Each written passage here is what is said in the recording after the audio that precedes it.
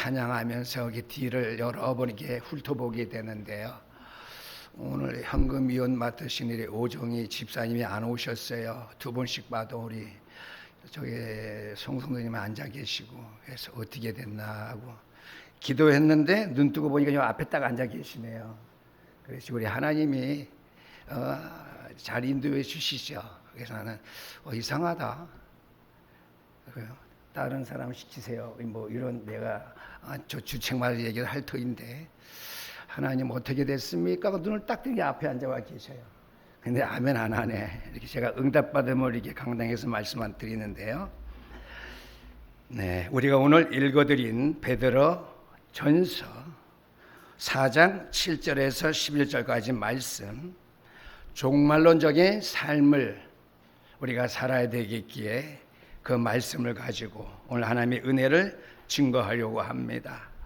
그래도 마지막에 성가대 찬양의 베드로 전서 2장의 9절에 있는 말씀에는 다 왕같은 제사장이요, 그렇죠?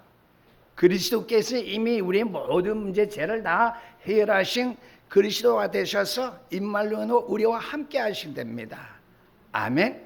우리가 그 주님 안에서 세계복음의 언약의 발걸음을 우리가 뛰기 시작한 지 오래되었지 않습니까?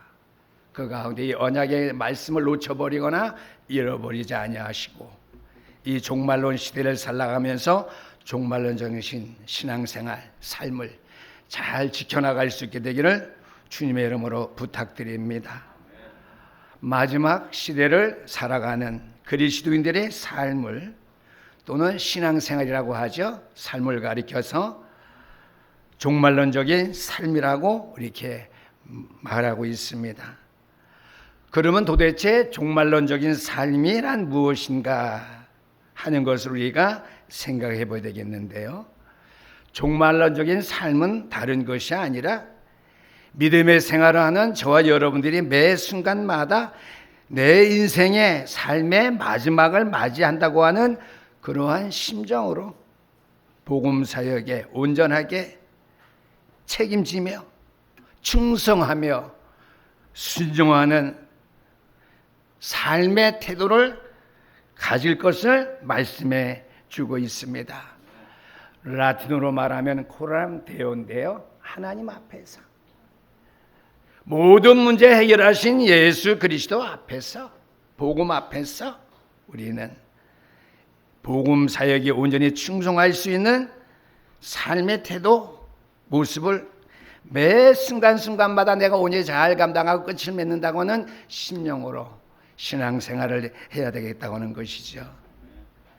성경은 우리에게 종말의 유형을 두 가지로 말씀해 주고 있습니다. 그래서 첫 번째 종말의 유형을 우리가 생각해 보겠는데요. 성경은 종말을 이야기할 때마다 두 가지 유형의 종말이 있음을 우리에게 말씀해 주고 있습니다. 한 가지는 우주적인 종말입니다. 오늘 사전 말씀해 보니까 만물의 마지막이 가까웠으니 그랬습니다. 천지 만물을 말씀 한마디로 창조하신 하나님께서 이 창조하신 만물의 마지막에 가까이 오고 있다고 하는 것을 우리에게 말씀해 주고 있지요. 그것이 우주적인 종말입니다. 만물의 마지막이 가까웠다는 말씀이 뭐죠? 우주 만물의 마지막, 끝이 있다고 하는 말이에요. 하나님의 창조한 때가 있었다면 반드시 이 땅에 종말, 마지막도 있다고 하는 것을 말씀해 주고 있습니다. 이 말씀은요, 예수님께서 초림의 주님으로 이 땅에 오셨는데요, 예수님께서 재림의 주님으로 다시 오시고 인류의 역사가 마지막을 고백하는 그러한 마지막 날인 것을 우리에게 의미해 주고 있습니다. 그래서 하나님의 말씀인 성경은 계속해서 그날과 그때는 아무도 모른다고 이렇게 증언해 주고 있죠. 그래서 주님께서도 도적과 같이 임한다고 우리에게 말씀해 주셨습니다. 분명한 사실은, 그러나 오늘 하루하루가 그 마지막 최후의 순간을 향해서 더 가까이 가고 있다고 하는 것입니다. 그러므로 우리는 믿음 안에서 그날을 예비하면서 살아가야 될 줄 압니다. 또 한 가지는 개인적인 종말인데요. 11절 말씀입니다. 내 인생의 출생을 내가 정할 수 없고 내 의미대로 이 땅에 우리가 온 것이 아닙니다. 출생한 것이 아니죠. 그렇듯이 내 인생의 마지막 날도 내가 정할 수 없다고 하는 것이죠. 그래서 우리에게는 반드시 죽음이 오는데 언제 우리가 죽을지 한 사람 자기 죽음을 알지 못합니다. 인류의 역사상 지금까지 가장 위대한 사건을 꼽으라면요, 예수님의 초림입니다. First coming of Jesus Christ인데요. 요한복음 1장 14절 말씀, 성육신 하신 거예요. 인류 역사상 가장 위대한 사건, 예수 그리스도의 초림입니다. 하나님이 인간의 몸을 입고 이 땅에 우리 인간 가운데, 인류 가운데 오셨다고 하는 것입니다. 이 사실보다 위대한 사건은 이 땅에 있을 수가 없습니다. 그러나 앞으로 일어날 역사 속에서 위대한 사건이 또 하나 있는데 그것이 바로 그리스도의 재림입니다. 이 세상 마지막이라는 거예요. 인류의 시작과 끝이 가장 위대한 사건 가운데 하나라고 하는 것이죠. 그래서 Second Coming of Jesus Christ 이렇게 말해주고 있죠. 그런데 초림의 주님 오신 그날, 재림의 주님이 오신 그날, 그날이 중요한 게 아니에요. 그날이 중요하면 신비주의에 빠지고요, 잘못된 삶을 살아가게 됩니다. 날이 중요한 것이 아니라 그 날이 그리스도인 나에게 있어서 나의 삶에 어떠한 영향을 끼친 날인지, 어떠한 영향력을 내가 얻어서 살아가야 되는지 그것을 아는 것이 중요하다고 하는 것이죠. 그래서 주님의 재림의 날이죠. 그 날이 중요한 것이 아니라 그 재림의 날이 그리스도인인 나에게 있어서 나의 삶의 결산의 날이고, 또한 결산의 날인 동시에 우리가 기뻐해야 될 것은 마지막 최후의 승리의 날이라고 하는 사실을 기억할 때에 승리한 자의 모습을 가지고 우리는 신앙생활을 온전히 잘 이루어갈 수 있다라고 하는 것이죠. 그래서 우리 나랑 가장 가까운 사람이 찬양을 좀 부르지 말라고 그랬으면 좋겠다라고 했는데 제가 교인들한테 한번 물어보겠다고 그랬어요. 그냥 물어보나만 하죠. 목회자가 해야죠. 최후 승리를 얻기까지 주의 십자가 사랑하리. 최후 승리 오는 그날까지, 재림의 주님이 오시는 날까지 내가 주님의 십자가를 사랑하고, 내가 주님의 십자가만을 붙잡고, 내가 주님 앞에, 하나님 앞에 서서 세계복음의 역사를 이루어가는 사람으로 진실되게 온전하게 세워지는 것이 중요하다고 하는 것이죠. 초대교회 승리한 이유를 우리가 많이 말해주고 있어요. 그건 성경적인 하나님의 은혜 받은 그 역사적인 사실이고요. 그들의 삶의 모든 단편적인을 우리가 살펴볼 때 초대교회 성도들이 승리한 삶의 신앙생활에 원동력이 있습니다. 초대교회 성도들은 만날 때마다 이런 인사를 했다고 그래요. 마라나타, 주님께서 오십니다. 따라서 크게 외쳐보실래요? 오늘 주일 오전 예배는 제가 절대로 가면 안 되는데 시작. 마라나타. 네, 주님 오세요. 주님 언제 오십니까? 주님이 오시는 것이 분명하다고 하는 것이죠. 그러니까 오세요. 빨리 주님 오세요. 마라나타. 주님 오세요. 또는 주님 언제 오십니까? 주님 지금 오셨습니까? 마라나타. 주님께서 오시는데 곧 다시 오신다고 하는 거예요. 그래서 초대교회 성도들은 사건과 문제, 어려운 일을 만날 때마다 주여 이제 오십니까? 저제 오십니까? 늘 기다렸다고 하는 것이죠. 여러분들은 삶의 모든 환경 가운데 기다리고 고대하는 거 많은 줄 알아요. 그런데 정말 내 믿음의 생활을, 현실을 가운데 내가 살아가면서 정말 주님이 이 시간 오신다면 어떻게 될까? 정말 주님이 오시는 것이 분명한데 내 삶이 이게 지금 올바른 것인지 생각해 볼 줄 압니다.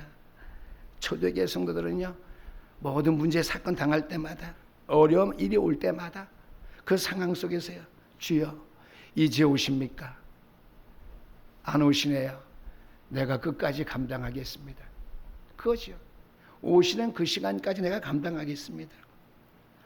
아름다운 시간을 맞이할 때마다 주님 이 아름다운 시간들을 우리에게 주셨는데요, 주님 이제는 오실 때가 됐나 봐요. 오시나요? 기쁠 때나 슬플 때나 모든 삶 가운데 상황 속에서 주님만을 생각했다고 하는 거예요. 오늘 여러분들은 외래 오지만은요, 마라나타라고 하는 이 단어를 기억하면서 주님 오시죠? 언제 오시죠? 우리가 어려운 일 당하든지 우리에게 참 기쁜 일, 즐거운 일들을 당하든지 어떤 상황 가운데든지 주님 오시죠? 어려운 일 당할 때는 언제 오시죠? 기쁘고 즐거운 일 만날 때 주님 오실 때가 다 되었나 봐요. 내가 이렇게 기쁜 거 보니까. 힘들고 지치고 어려울 때 주님 언제 오시지요? 내가 이렇게 어려운데요, 곧 오시지요? 내가 끝까지 견디겠습니다. 믿음으로 그렇게 해야 되겠죠. 그래서 오늘 말씀의 두 번째 대지는 종말론적인 삶의 자세입니다. 인류에게 다가오는 그날, 구원받은 백성들에게 다가오는 그날, 그 결산의 날, 심판의 날을 바라보면서 오늘의 삶을 어떻게 살아야 하는가 라고 하는 대질문, 전제 질문 앞에서 사도 베드로는요, 오늘 본문에서 우리에게 잘 교훈해서 말씀을 가르쳐주고 있습니다. 종말론적인 삶의 자세는 기도하는 삶을 살아가야 된다고 하는 것이죠. 그 마라나타는 것은 주님 언제 오시죠? 기도하는 자세예요. 기도하는 자세 속에서 나오는 질문이에요. 생뚱방뚱한 생각 가운데에서 주님 기도가 나와요? 안 나오잖아요. 항상 마라나타, 그 신앙, 종말론적인 믿음을 가진 그 신앙이 우리에게 있어야, 기도하는 삶의 자세를 내가 가지고 있어야 어떻게, 주님 이게 문제가 어려움을 일으켰는데요, 이제 곧 오실 때가 되지 않았어요. 내가 언제까지 내가 이 수고를 감당해야 되죠? 힘 주세요. 기쁠 때는요, 주님 나에게 큰 은혜와 축복이 내가 늘 감사하고 기쁩니다. 주님 오실 때가 다 되었나 보네요. 이 두 가지 잊지 마시게 되길 바랍니다. 사도 베드로가 우리에게 교훈해 주신 말씀이요, 기도하는 삶을 살라고 했어요. 7절 말씀 보니까 만물의 마지막에 가까웠으니 그러므로 너희는 정신을 차리고 근신하여 기도하라고 했어요. 정신 차리고 기도하래요. 근신하는 마음으로 기도하랍니다. 마지막 날을 앞두고 왜 주님은 기도하라고 이렇게 말씀해 주시죠? 우리의 인생들은 마지막의 삶 속에서 늘 방황한 삶을 살게 되어 있습니다. 왜요? 만물의 마지막에 가까웠으니까, 죄악이 간영한 시대에 우리가 있으니까. 오늘 장로님이 기도하며 저한테 피 찾고 오셨어요. 공동체의 축복이 뒤에요. 코로나 질병 때문에. 뭐 뒤에 기도도 거기 다 해당되는 것이지만요, 방황하는 삶을 살아갈 수밖에 없죠. 이게 진짜 믿음의 생활 바로 하는 건지 안 하는 건지 헷갈릴 때가 많이 있어요. 저도 여기 대면 예배하는 게 이게 맞는 건지 틀린 건지 첫 번에 많이 헷갈렸어요. 혼란해서 아직 혼란 가운데 빠진 사람 많이 있죠. 안 그렇다면은요, 목회자한테 전화는 한 번씩 해줘야 돼요. 내가 구체적으로 얘기는 안 하는데, 비대면 예배드리는 성도들이 목회자한테 전화 한 방 1년이 다 되려 없다고 하는 것은 저는 이런 마음이 아니라고 생각해요. 혼란해진 삶 속에 있는 거예요. 불안해진 삶을 살아가고 있는 것이죠. 그래서 믿음을 잃어버리기 쉽습니다. 믿음을 또한 희미하게나마 우리가 붙잡고 살아갈 수밖에 없다라고 하는 것이죠. 그래서 우리에게는 사도행전 1장 1절 3절 8절 말씀이 있죠. 오직 그리스도, 오직 하나님의 나라, 오직 성령 충만, 언약, 복음, 렘넌트.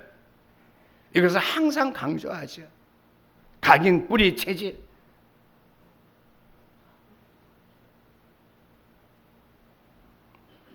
이것은 그날을 맞이하는 성도들의 삶이기 때문에 삶이지 태도가 아닙니다.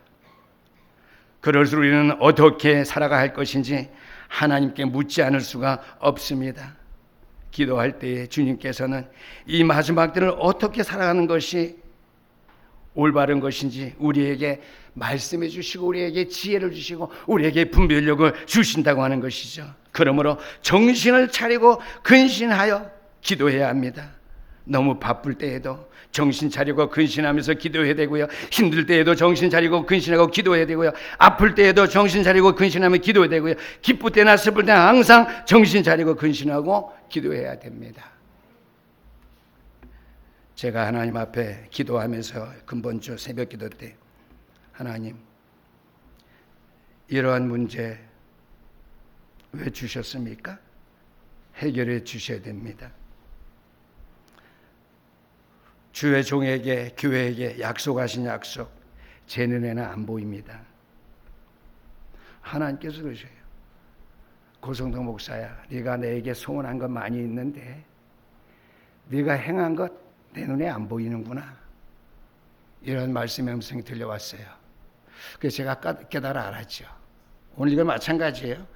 정신 차리고 근신해서 기도하는데 말씀이에요. 네가 내 앞에 평생 기도의 사람이 되겠다고 소원하고 다짐하지 아니했느냐.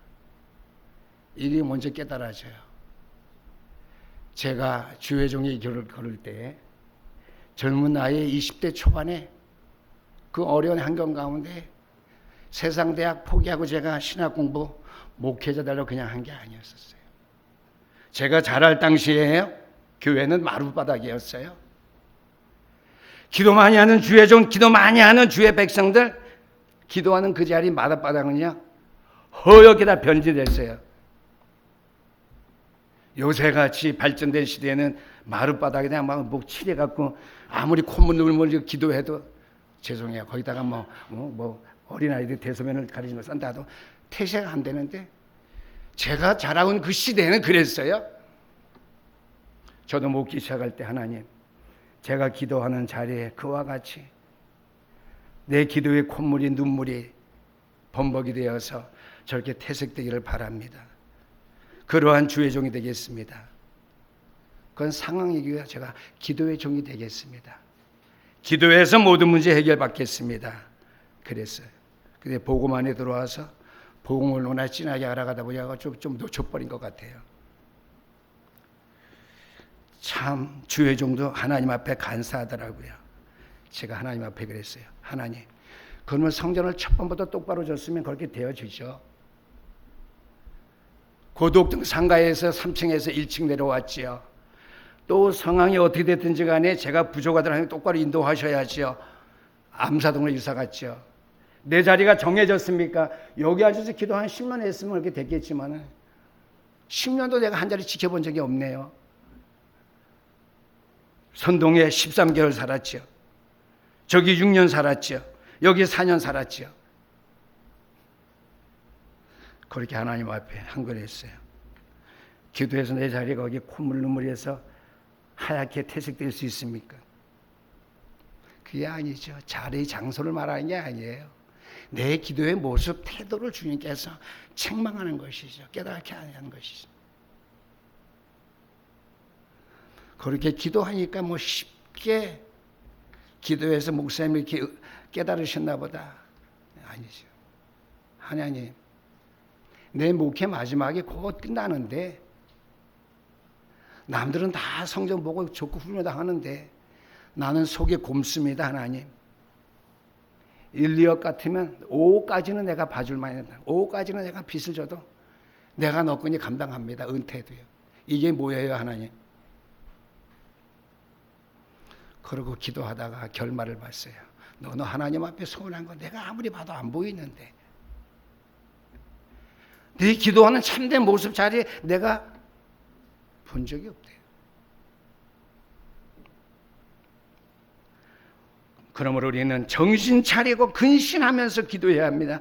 너무나 바쁠 때든지 힘들 때든지 문제가 왔든지 앞으로 병든 때든지 기쁠 때나 슬플 때 항상 기도해야 돼요. 내가 목사가 되었으니까, 내가 중직자 될 만큼 됐으니까, 내가 복음만이 들어왔으니까. 아니에요. 또 한 가지는요, 사랑하는 삶을 살라고 하십니다. 8절 말씀에 보면 무엇보다도 뜨겁게 서로 사랑할지니 사랑은 허다한 죄를 덮느니라 그랬습니다.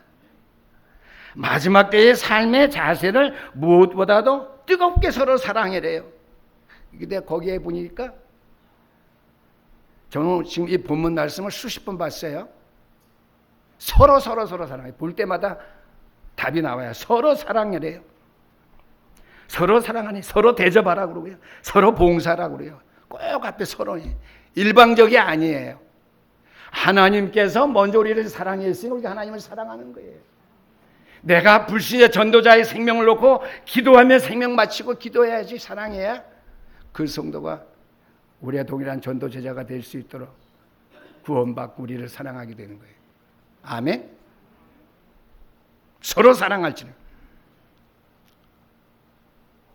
마지막 때의 삶의 자세, 무엇보다도 뜨겁게 서로 사랑하래요. 뜨겁게 서로 사랑하게 되면 그 사랑은 허다한 죄를 덮는다고 했습니다. 용서의 정을 말하지만 뜨겁게 사랑하면요, 그 사람이 저주의 자리에서 하나님의 구원의 은총 속에 들어오니까 원죄, 자범죄, 조상숭배 다 허다한 죄를 덮게 되잖아요. 두 가지예요.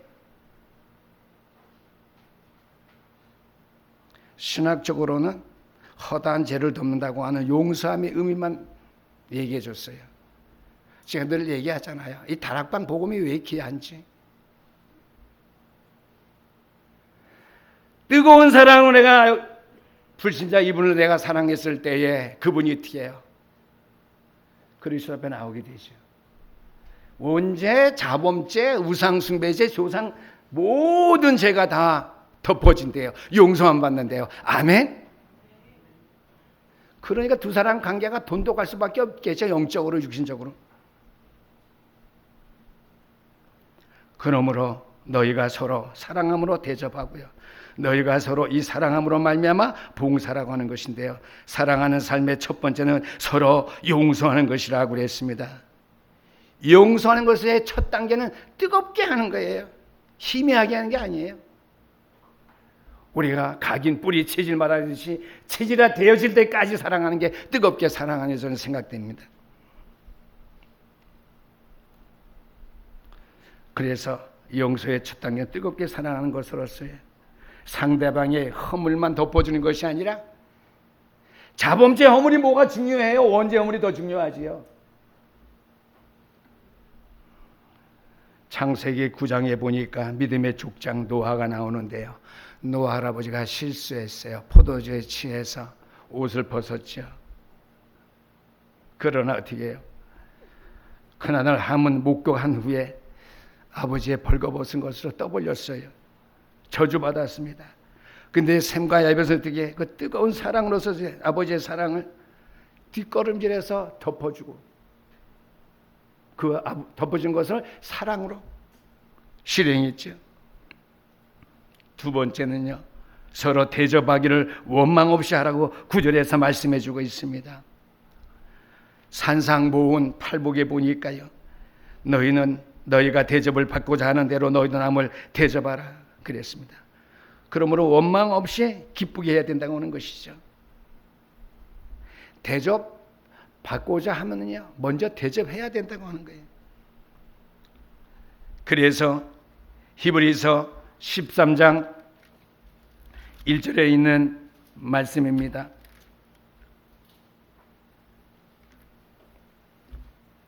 히브리서 13장 1절에 있는 말씀.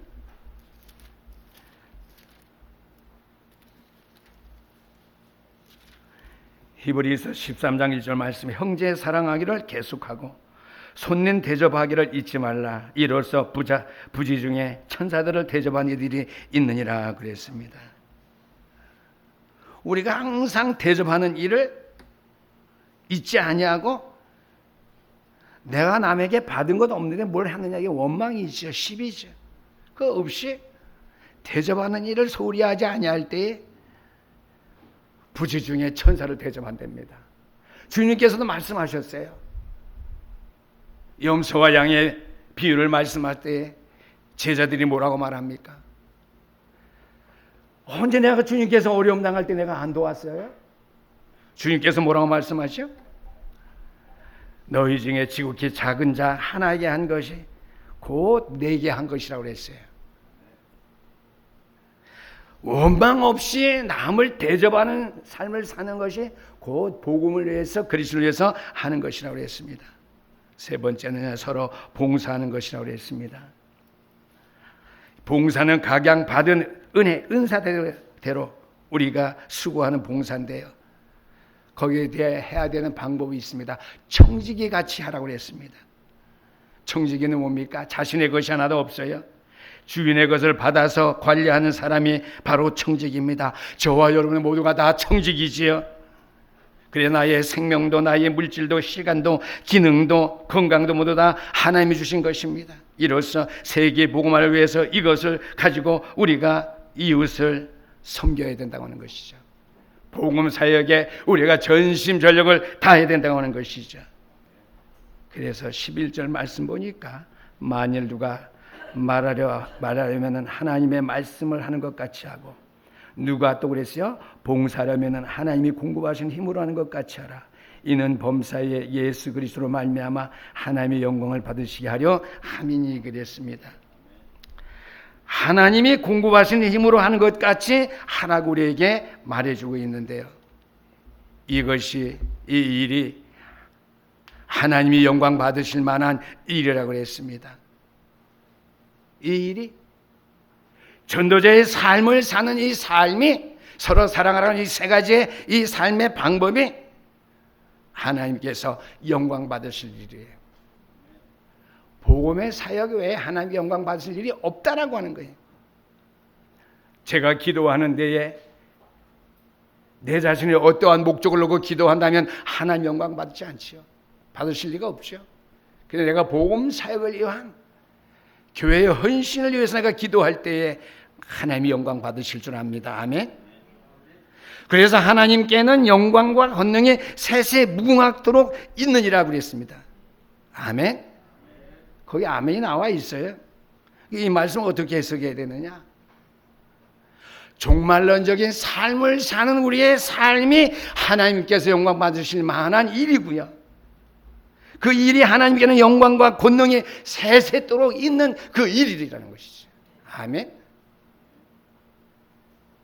저는 요새 말씀을 이렇게 성립시켜서 이해하는 그런 은혜가 생겼나, 믿음이 생겼나 하여튼 그랬어요.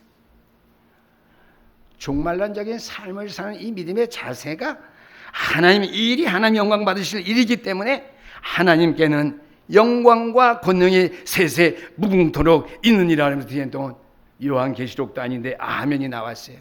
시편도 아닌데 아멘이 나왔어요. 우리 목사님들은 잘 알 거예요. 요한계시록도 아닌데 시편도 아닌데 종말론적인 삶을 사는 이 삶의 자세를 베드로 사도가 말해줬는데 이 일이 하나님의 영광 받으실 일이라고 그랬고요. 하나님이 영광 받으신 일이기 때문에 하나님께는 영광과 권능이 세세 무궁토록 있느니라 하면서 아멘 그랬습니다. 제가 오늘도 충격받았어요. 하나님의 영광 받으신 하나님의 영광에 살자 늘 생각하고 있지요. 종말론적인 삶을 살지 못한 내 자신을 생각해 볼 때 하나님께서 영광 받으실 일을 위해 내가 바로 서 있지 못했구나. 이 일이 하나님께 영원토록 영광과 권능이 되어서 무궁토록 아멘인데 이걸 내가 소홀히 했구나. 말씀드렸죠. 앞서서요. 하나님 주신 것 건강, 시간, 재능, 달란트, 재물, 하나님의 영광 받으실 만한 일을 위해서 우리가 쓰임 받도록 우리가 해야 될 줄 믿습니다. 결론입니다. 그리스도인인 저와 여러분들에게 있어서 종말적인 삶이 과연 무엇인지 오늘 말씀드렸습니다. 주님, 내가 어떻게 살면 되죠? 우리 오늘 주신 말씀대로 정신 차리고 근신하면서 기도하는 가운데 응답받을 수 있는 신현교회 성도님들 될 수 있기를 주의 이름으로 축원합니다. 기도하시겠습니다. 우리 하나님 감사합니다.